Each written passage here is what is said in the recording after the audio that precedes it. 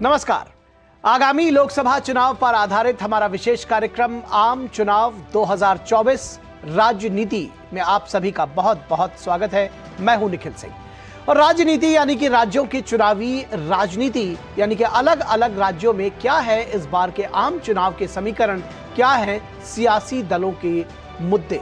इस विशेष कार्यक्रम में हम बात करते हैं हर रोज किसी एक राज्य में चुनावी हलचल और स्थिति की और राजनीतिक दलों के समीकरण की। तो आज के अंक में बारी है छत्तीसगढ़ की। छत्तीसगढ़ एक ऐसा राज्य है जो अपने सियासत की वजह से भी चर्चा में बना रहता है। तो आइए शुरुआत करते हैं जानकारी और विश्लेषण से भरपूर इस कार्यक्रम राजनीति की।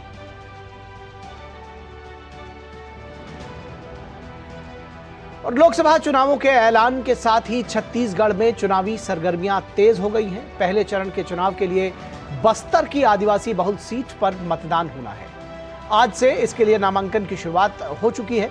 3 महीने पहले जब यहां सत्ता परिवर्तन हुआ है और बीजेपी ने कांग्रेस को हराकर राज्य में सत्ता वापस पाई है। लोकसभा चुनावों के संदर्भ में देखें तो यहां से बीजेपी हमेशा बड़ी लीड लेती रही है। विधानसभा चुनाव में जीत से उत्साहित बीजेपी सभी सीटों पर उम्मीदवारों का ऐलान कर चुकी है। और खास बात है कि पार्टी ने बड़ी संख्या में अपने मौजूदा सांसदों को टिकट न देकर नए चेहरों पर दांव लगाया है। बीजेपी ने यहां के 9 मौजूदा सांसदों में से केवल 2 को ही दोबारा उम्मीदवार बनाया है। आदिवासी क्षेत्रों पर बीजेपी का विशेष ध्यान है और प्रधानमंत्री नरेंद्र मोदी, केंद्रीय गृह मंत्री अमित शाह और पार्टी प्रमुख जेपी नड्डा ने आदिवासियों को पार्टी से जोड़े रखने के लिए कई कार्यक्रम किए हैं। यहां पर उम्मीदवारों के ऐलान में पहल करने के बाद अब की बार 400 पार के नारे के साथ बीजेपी पूरी तरह से चुनाव मैदान में उतर चुकी है। वहीं दूसरी ओर कांग्रेस भी पूरे मनोयोग के साथ, पूरे जोर शोर के साथ चुनावी समीकरण साधने में जुटी हुई है। उसकी पूरी कोशिश है कि लोकसभा चुनावों में राज्य से हार का इतिहास इस बार बदला जा सके। हालांकि उसे कई चुनौतियों का सामना करना पड़ रहा है। एक चुनौती बागियों की है और नेताओं के आपसी सुरफुटौल की भी है। टीएस सिंहदेव और पूर्व मुख्यमंत्री भूपेश बघेल के बीच की सियासी अदावत किसी से छिपी नहीं है और ऐसे में कांग्रेस यहां फूंक फूंक कर कदम रख रही है। वो अभी तक यहां से केवल 6 उम्मीदवारों के नाम घोषित कर सकी है। कांग्रेस के लिए दूसरी चुनौती भ्रष्टाचार के आरोपों को लेकर है। महादेव सट्टा ऐप मामले में पूर्व मुख्यमंत्री भूपेश बघेल आरोपों से घिरे हैं, तो दूसरा आरोप उनके राजनीतिक सलाहकार विनोद वर्मा और कोषाध्यक्ष रामगोपाल अग्रवाल के पार्टी फंड के 5 करोड़ 89 लाख रुपए के गबन से जुड़ा हुआ है। अखिल भारतीय कांग्रेस कमेटी यानी एआईसीसी के सदस्य और प्रदेश महासचिव अरुण सिसोदिया ने पीसीसी चीफ दीपक बैज को चिट्ठी लिखकर इस मामले में जांच की मांग की है। तो कुल मिलाकर यहां की सियासी लड़ाई रोचक हो चली है। भाजपा को गढ़ बचाने की चुनौती है तो कांग्रेस को इतिहास बदलने की चुनौती है। आज के कार्यक्रम में इन्हीं सियासी चुनौतियों को समझने की कोशिश करेंगे अपने खास मेहमानों से। साथ ही साथ आपको राज्य की जनसांख्यिकी यानी यहाँ की डेमोग्राफी और सियासी माहौल से वाकिफ कराएंगे। राजनीतिक दलों के चुनावी गुणागणित को भी समझने की कोशिश करेंगे, उन पर भी खास मेहमानों के साथ बातचीत करेंगे। तो सबसे पहले राज्य के जनसंख्या की बात कर लेते हैं कि छत्तीसगढ़ की जनसंख्या कितनी है। छत्तीसगढ़ की कुल जनसंख्या 2 करोड़ 56 लाख है, जिनमें पुरुषों की जनसंख्या 1 करोड़ 28 लाख और महिलाओं की संख्या 1 करोड़ 27 लाख है। यानी कि बहुत ज्यादा फर्क पुरुष और महिलाओं के बीच में नहीं है। अब अगर यहाँ की लिटरेसी रेट, साक्षरता दर की बात कर लेते हैं, राष्ट्रीय औसत दर जो है वो 72.98% है। छत्तीसगढ़ में यह औसत दर बहुत नीचे नहीं है, 70.28% है। पुरुष 80.27% साक्षर हैं, जबकि महिलाएं ज्यादा साक्षर नहीं है, तो उस दर में अंतर है। 60.24% महिलाएं यहां पर साक्षर हैं। अब अगर वोटर्स की बात करें कि कितने वोटर्स हैं छत्तीसगढ़ में, तो कुल मतदाता 2 करोड़ 5 लाख है। पुरुष मतदाता 1 करोड़ 1 लाख है, जबकि महिला मतदाताओं की संख्या ज्यादा है। महिला मतदाताओं की संख्या 1 करोड़ 3 लाख है। तो जो और थर्ड जेंडर 732 है। जो तमाम बहुत थोड़े से ऐसे राज्य हैं जहां महिला मतदाताओं की संख्या ज्यादा है, उनमें से छत्तीसगढ़ भी एक ऐसा राज्य है जहां महिला मतदाता एक डिसाइसिव वोटर होंगी उनकी संख्या पुरुषों से ज्यादा है। और अब अगर बात करें छत्तीसगढ़ के प्रमुख दलों की, तो जो कि विभिन्न गठबंधनों के माध्यम से चुनाव में अपनी ताल ठोकते नजर आ रहे हैं, तो बीजेपी है, कांग्रेस है और जीजीपी है।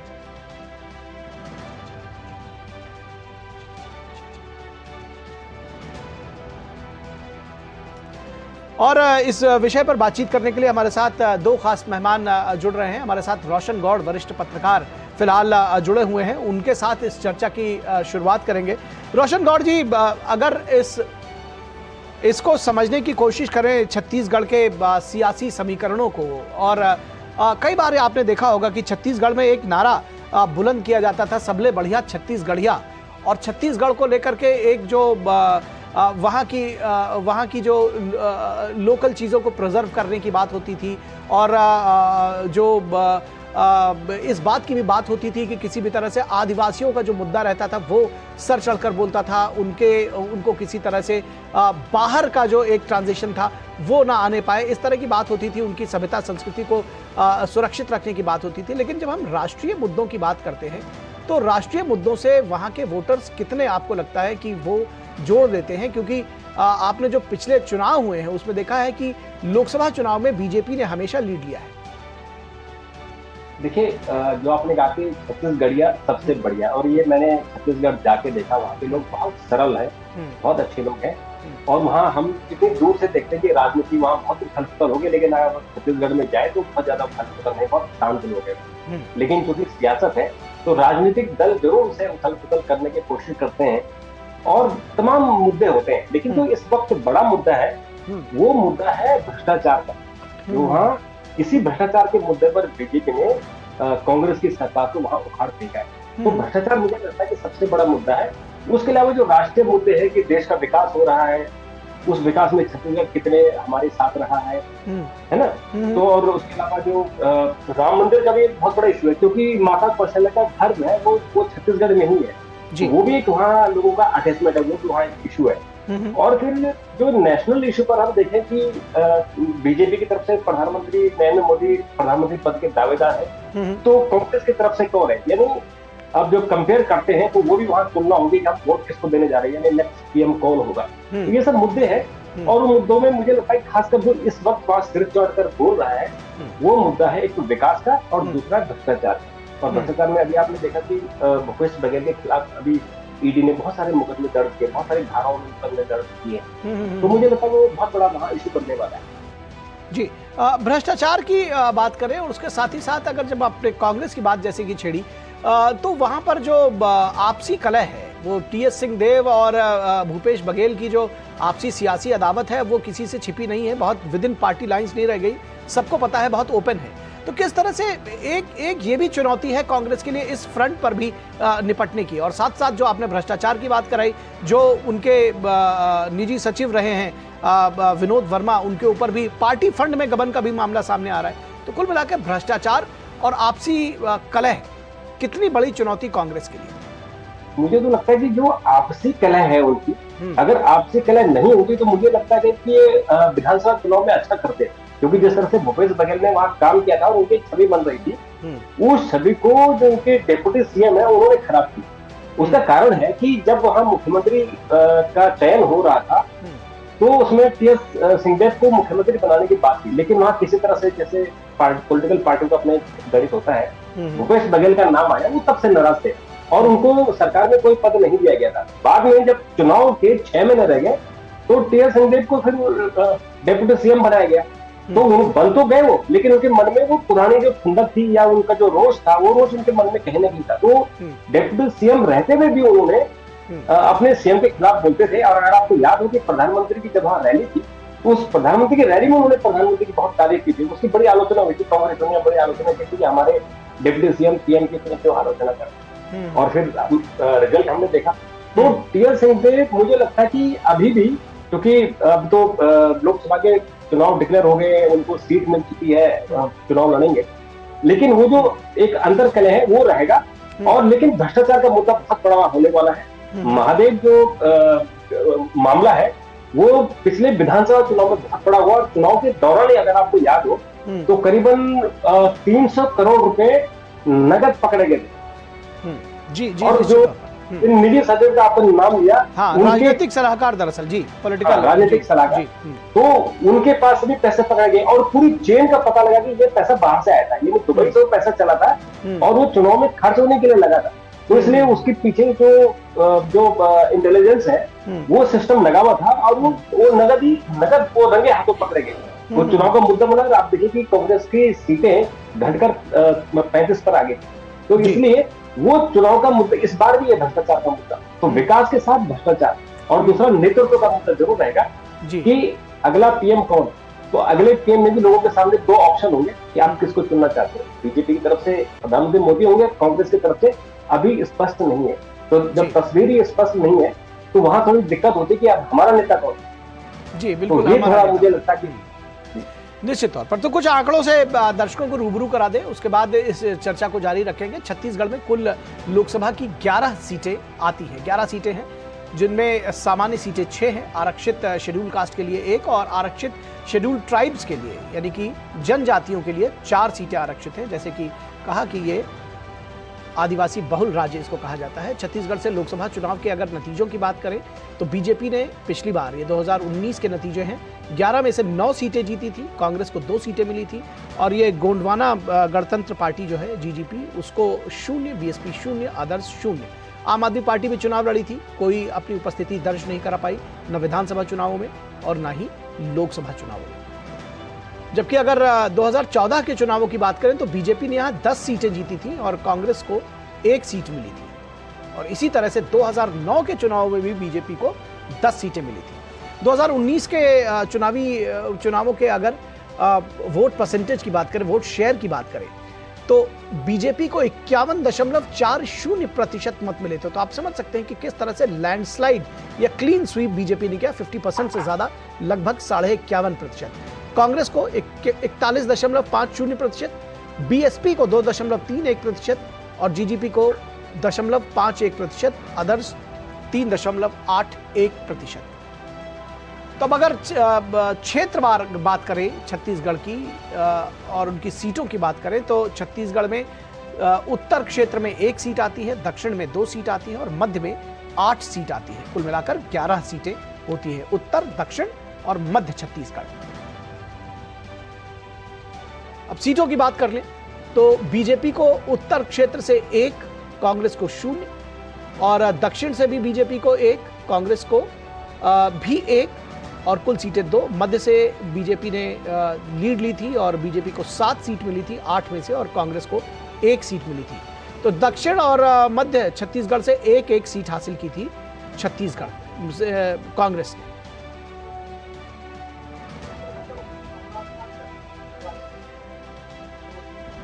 तो ये जो है क्षेत्रवार आंकड़े हैं और इस चर्चा को आगे बढ़ाएंगे। हमारे साथ खास मेहमान जगदीश उपासने जी भी जुड़े हुए हैं, उनके साथ इस चर्चा को आगे बढ़ाएंगे। जगदीश उपासने जी, अभी जब हम चर्चा कर रहे थे, बहुत स्वागत है आपका, अभी हम चर्चा कर रहे थे तो विधानसभा चुनावों की भी बात हो रही थी और रोशन गौड़ जी कह रहे थे कि यही सारी वजहें रही हैं, भ्रष्टाचार और जो दूसरी वजह रही है वहाँ पर चुनाव हारने का। दरअसल जिस पार्टी की सत्ता होती है, एक कहीं ना कहीं इजी या ये कहिए कॉन्फिडेंस या कहिए कंफर्टेबल वो हो जाती है लोकसभा चुनावों में। तो इस लिहाज से कहीं ना कहीं कांग्रेस के लिए ये एक मुश्किल वाली बात होगी। ये भी समझना चाहेंगे कि अभी 3 महीने बीते हैं विधानसभा चुनावों का, हार की प्रमुख वजह क्या आप देखते हैं और उसका आफ्टर इफेक्ट लोकसभा चुनाव में कैसे देखेंगे? देखिए, कांग्रेस की हार की जो प्रमुख वजह है वो ये है कि उन्होंने वो सब किया किसानों के लिए जो उनको करना चाहिए था। किसानों को समर्थन मूल्य सीधे ट्रांसफर किया और बोनस भी ट्रांसफर किया, किसानों के लिए ग्रामीण आधारित अर्थव्यवस्था को डेवलप करने का काम किया। लेकिन कहीं ना कहीं ऐसा लगा, और भूपेश बघेल कांग्रेस छत्तीसगढ़ कांग्रेस के सर्वाधिक लोकप्रिय नेताओं में से बनकर उभरे और वो पूरे छत्तीसगढ़ में प्रवास भी करते रहे और लोगों से उनका कनेक्ट भी सीधा रहा है। लेकिन ब्यूरोक्रेसी पर एक तो नियंत्रण नहीं रहा, दूसरा ये कि बहुत सारी योजनाएं घोषित की जो ग्रामीण अर्थव्यवस्था को मजबूत करने वाली थी, उन योजनाओं की ठीक से मॉनिटरिंग नहीं हुई, फॉलोअप नहीं हुआ, जिसके कारण उन योजनाओं का लाभ उनको नहीं मिला। भाजपा उस तुलना में बहुत सक्रिय नहीं थी पूरे 4 साल, और आखिरी साल में भाजपा ने अपना संगठनात्मक ढांचा दुरुस्त किया और मनसुख भाई मांडविया और जो यहाँ संगठन मंत्री हैं क्षेत्रीय अजय जामवाल, उनके नेतृत्व में 90 की 90 विधानसभा सीट पर 3 महीने 4 महीने पहले से ही प्रत्याशी ढूंढ लिए गए। और फिर मोदी जो प्रधानमंत्री मोदी के रूप में भाजपा के पास एक तुरुप का पत्ता है, उसकी कोई काट छत्तीसगढ़ कांग्रेस के पास नहीं थी, न भूपेश बघेल के पास थी। भ्रष्टाचार का मुद्दा बहुत बाद में आया चुनाव प्रचार में, महादेव सट्टा का मामला बहुत बाद में आया और वो भी इससे आया कि तेलंगाना की पुलिस यहाँ कुछ लोगों को पकड़ने आई, तब छत्तीसगढ़ पुलिस ने कार्रवाई की। ये बघेल सरकार के राज में और बहुत सारे लोगों को उन्होंने पकड़ा भी, तो इसलिए उसका बहुत चुनाव पर असर नहीं हुआ। चुनाव पर जो असर हुआ है वो मोदी फैक्टर का हुआ है और भाजपा ने जो अपने प्रत्याशी बदले, नए प्रत्याशी खड़े किए, संगठनात्मक ढांचा दुरुस्त किया, बूथ लेवल पर तैयारी उन्होंने 6 महीने पहले कर ली, उसका भाजपा को जबरदस्त लाभ मिला। और फिर प्रधानमंत्री मोदी ने जो 10 गारंटियां दी, उनमें से 6 गारंटियां ये नई सरकार 3 महीने में पूरा कर चुकी है, जिसमें से सबसे बड़ी गारंटी महतारी वंदन योजना की है। 70 लाख ग्रामीण महिलाओं ने और इस योजना में अब तक लाभ उठा लिया, उनके खाते में सीधा पैसा ट्रांसफर हो चुका है। आप ये ना भूले कि जो 11 सीटें हैं लोकसभा की छत्तीसगढ़ में, उनमें से 10 सीटों पर महिला मतदाता अधिक हैं, उनकी निर्णायक भूमिका, उनका ही मतदान सबसे अधिक होता है। तो सिर्फ एक ही योजना और 18 लाख प्रधानमंत्री आवास बनाने की घोषणा कर दी है। किसानों को धान का पैसा, किसानों से जितना धान लेने का वादा उन्होंने किया था, 31 रुपए पर क्विंटल लेने का वादा किया था, वो भी पूरा कर दिया है। बोनस भी पिछला 3 किस्तों में देने का पहली किस्त दे दी है। इन सब का भाजपा को जबरदस्त लाभ मिलने वाला है। और फिर राष्ट्रीय नेताओं की जो रैलियां होंगी, प्रधानमंत्री की रैलियां होंगी, इससे चित्र बदलेगा। लेकिन 2 सीटें ऐसी हैं जहां पर की और रोचक टक्कर हो सकती है निश्चित तौर पर। और जैसा कि शुरू में कहा कि कांग्रेस चाहेगी कि यहाँ का इतिहास बदले और बीजेपी के लिए चुनौती है कि वो फिर से एक बार, जैसे अब तक वो लगभग क्लीन स्वीप करती रही है, इस बार वो क्लीन स्वीप करे। फिलहाल रोशन गौड़ जी, आपने बहुत सारे मुद्दे अभी इस चर्चा के दौरान सुने, लेकिन आपको नहीं लगता है कि वही सारी चीज़ें या वही सारी गलतियां कांग्रेस फिर रिपीट कर रही है? जैसे 3-4 महीने पहले ही मनसुख मांडविया वहां पहुंच गए थे, बीजेपी ने अपने प्रत्याशियों की को फाइनल कर लिया था, 6 महीने पहले ही बूथ लेवल कार्यकर्ता तैयार कर लिए। इस बार भी आप देख रहे हैं कि लगभग बीजेपी उसी मूड और मोड में है, उसने 11 के 11 सीटों पर प्रत्याशी घोषित कर लिए, कांग्रेस अभी 6 घोषित कर पाई है। तो आपको लगता है कि जो राष्ट्रीय नेतृत्व है कांग्रेस पार्टी का, और जब हम तुलना करते हैं तो लगता है कि कहीं ना कहीं वो लैग बिहाइंड करता है और उसका असर जो है वो राज्य में दिखाई देता है? निश्चित तौर पर देखिए, छत्तीसगढ़ की स्थापना बीजेपी राज में हुई और बीजेपी ने वहां 15 साल राज किया और बीच में ये जो एक कांग्रेस का एक पीरियड आया और फिर आपने देखा कि कैसे बीजेपी ने वहां पर फिर कम बैक किया है। बीजेपी ने 11 में से 10 सीटें 2014 में जीती थी और अभी 9 सीटें जीती, तो बीजेपी के वहां संगठन बहुत मजबूत है। ये बात सही है कि कुछ समय के लिए जब ये भूपेश बघेल की लोकप्रियता बढ़ रही थी तो ऐसा लग रहा था कि हो सकता था कि कांग्रेस वहां रिपीट करे, लेकिन जब भ्रष्टाचार के मुद्दे आ गए और जो कांग्रेस के अंदरूनी झगड़े सतह पर आने लगे तो फिर लोगों को लगा कि हमारे सामने अच्छा विकल्प कौन सा है। तो विधानसभा में हमने उसका रिजल्ट देखा। अभी जो लोकसभा में है, साफ साफ है, पूरे देश में कोई हवा सी चल पड़ी है कि अल्टरनेट कौन, यानी प्रधानमंत्री मोदी के सामने दूसरा चेहरा कौन है जो प्रधानमंत्री का दावेदार हो सकता है। तो ये अपोजिशन की तरफ से अभी तय नहीं है जी। और जो इंडिया गठबंधन बना था, उस गठबंधन में देखिए कितने अब लोग बचे हुए हैं। यानी हम देखें तो केवल डीएमके तमिलनाडु में बची हुई है, उत्तर प्रदेश में समाजवादी पार्टी बची है। तो जब जो अपोजिशन गठबंधन है उसकी शक्ति ही नहीं बची है, तो फिर जो मुख्य मुद्दे होंगे वो मुद्दे एक तरफ चले जा रहे हैं कि एक पार्टी आपको जो विकास करके दे रही है, एक पार्टी तमाम मुद्दे आपको दे रही है। जैसे आपने कहा कि यहाँ महिला मतदाताओं की संख्या ज्यादा है, जो पूरे देश भर में महिलाओं की संख्या है वो यहाँ छत्तीसगढ़ में उनकी संख्या पुरुषों से ज्यादा है जी। तो महिलाओं के प्रति जो प्रधानमंत्री और जो बीजेपी ने अनेक योजनाएं घोषित की हैं, उनका लाभ निश्चित तौर पर महिलाओं को मिलेगा। और अभी जो 33% आरक्षण का मामला है वो तो आपने देखा ही है। और अभी 2 दिन पहले जब कांग्रेस के नेता राहुल गांधी ने शक्ति की बात की थी और कैसे प्रधानमंत्री ने और बीजेपी ने उसको एक मुद्दा बनाया और 9 शक्तियों को अभी आपने देखा कि प्रधानमंत्री की मंच पर वो आई थी, तो मुद्दा सारा वो जो शक्ति का मुद्दा वो महिलाओं से जुड़ा हुआ हो गया।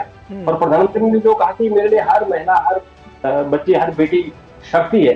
तो इस तरह से ये जो मुद्दे हैं ये सब राष्ट्रीय मुद्दे बन जाते हैं और चुनाव के मुद्दे बनते हैं, जिस पर कहीं न कहीं मतदाता जब वोट डाले जाता है तो उसके दिमाग पर असर दिखते हैं। जी, निश्चित तौर पर असर दिखता है। फिलहाल कुछ और आंकड़ों से रूबरू करा दे अपने दर्शकों को, असेंबली में किस तरह की स्थिति है विधानसभा में, छत्तीसगढ़ की विधानसभा में अगर बात करें तो छत्तीसगढ़ में 90 सीटें आती हैं विधानसभा की, और जिसमें 51 सीटें सामान्य के लिए आरक्षित है, सामान्य के लिए हैं, और 10 सीटें अनुसूचित जाति और 29 सीटें अनुसूचित जनजाति के लिए आरक्षित हैं। तो यह विधानसभा की स्थिति 90 सीटों वाली विधानसभा है। और अगर चुनावी नतीजों की बात करें 2023 के, तो बीजेपी 54 सीटों के साथ यहां पर उसने जीत दर्ज की थी। कांग्रेस 35 सीट रही, गोंडवाना गणतंत्र पार्टी को 1 सीट मिली, बीएसपी 0, अदर्स 0। और वोट शेयर की बात करें तो बीजेपी को 46.93% वोट शेयर मिले विधानसभा चुनावों में, कांग्रेस को 42.84%, बीएसपी को 2.11 और गोंडवाना गणतंत्र पार्टी को 1.45%। यानी कि जो वोट शेयर है बीजेपी का वो लगभग 47% रहा है। ये ध्यान रहे कि लगभग अगर जब हम बात करते हैं लोकसभा चुनावों की, आपको याद होगा कि लोकसभा चुनावों में 2019 में बीजेपी को लगभग 52% वोट मिले थे। जगदीश उपासने जी, आपको लगता है कि ये जो वोट शेयर है जहां पर है वहीं पर लगभग इंटैक्ट है, कांग्रेस का भी बीजेपी का भी? इस बार के चुनावों में आप किस तरह से देखते हैं? अगर अप्रॉक्सीमेटली 50% तक वोट शेयर के साथ बीजेपी टच करती है तो क्या क्लीन स्वीप की संभावना, उसको ये आशा बनाए रखनी चाहिए? तो देखिए, इस बार मतदान अधिक होगा क्योंकि महिलाएं पहले से अधिक संख्या में मतदान करने के लिए उतरेंगी, और गर्मी बहुत है, गर्मी का महीना है। लेकिन जो संभावना ये है कि अप्रैल के मध्य तक और यहाँ मतदान की स्थिति बनने की और घोषणाएं, उसकी अधिसूचना वगैरह जारी होगी।